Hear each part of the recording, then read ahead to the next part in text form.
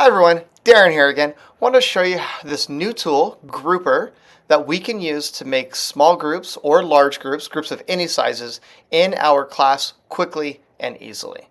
So the first thing I'm going to do is sign in with Google. You guys would click on sign up with Google, and as soon as you click on that sign up with Google, it's going to automatically pair with your Google Classroom, and it's going to automatically bring all of your Google classes into Grouper.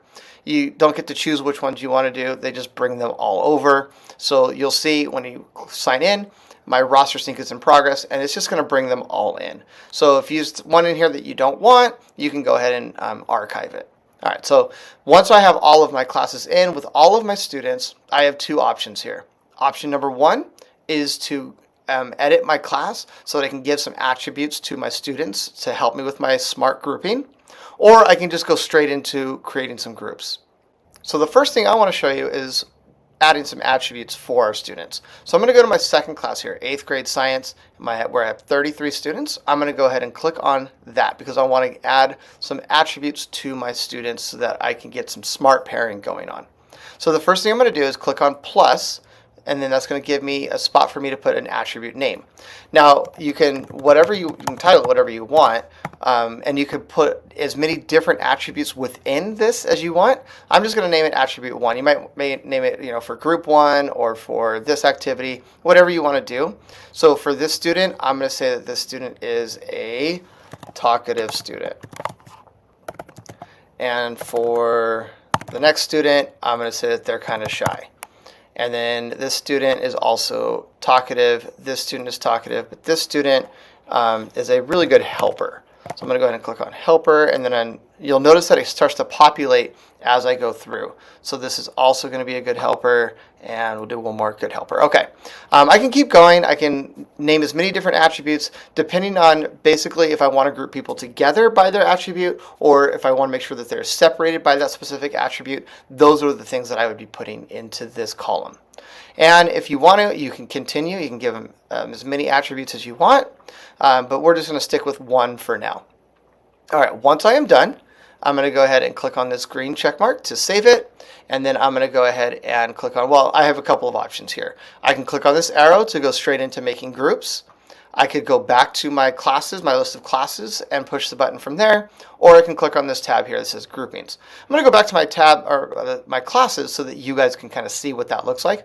So I'm going to go ahead and click on classes, and now where it says use and grouping, this is the same button as this is the same button as that blue arrow on the last page. So I'm going to go ahead and click on use in grouping. All right, once I've done that, I can see all of my students are here ready to be grouped.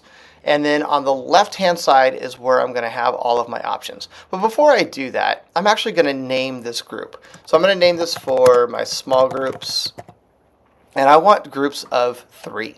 So I'm going to come over here to where it says formations, make sure groups of is highlighted, and I'm going to click on the number 3. And what that's going to do is it's going to automatically put all of my students into groups of 3. Now at this point, I can look through these and be like, I don't really like these groups. I can actually just go ahead and click on shuffle, and now I've got different groups. And you'll notice it gives them group names because I have generate group names highlighted. If you don't want to do that, you don't have to do that. Now let's say this is a perfect group. Jaden, Michaela, and Marissa, that is a perfect group, but I don't like the rest of them. If I click on lock and then I click on shuffle, it's going to shuffle everybody else, and it's going to keep those 3 students where they are. All right, so that is another option. But one of the best parts about Grouper, in my opinion, are the attributes. So when I click down here and I click on attributes, you'll notice that I have now my attribute 1. This was the one that I just gave all of those students, either talkative or shy or helper. Now, when I look at it like this, where the arrows are going away from each other, that means similar students are going to be spread out. And you can actually see on the page over here that I have in my first 2 groups, I've got 1 talker and 1 helper in each one of those groups. So all of my talkers are spread apart from each other. All of my helpers are spread apart from each other. I can also click on this. I can also click on this. Sorry, let's do it again. I can also click on this, and that will actually put all of the same type of students together. It will make sure that we try to pair those types of students together. So maybe you have all your high students, or all your good readers, or all of your students who need a little extra help, or whatever the case may be. You would want to pair them together in this sense. And then if you want to add attributes, you can click that here, and you can even do even more attributes. And then one of the really cool parts about this is this button right here that says Go Live. So now that I've made my groups, how do I tell my students? Well, I click on this button that says Go Live. It opens in a new tab, and I can display on my projector all of my different groups. It gives them their name. It tells them who they should be with. And if I have one group that's having a hard time seeing, I can go ahead and click on that, and it's going to tell me the entire group, and I can go through each one this way.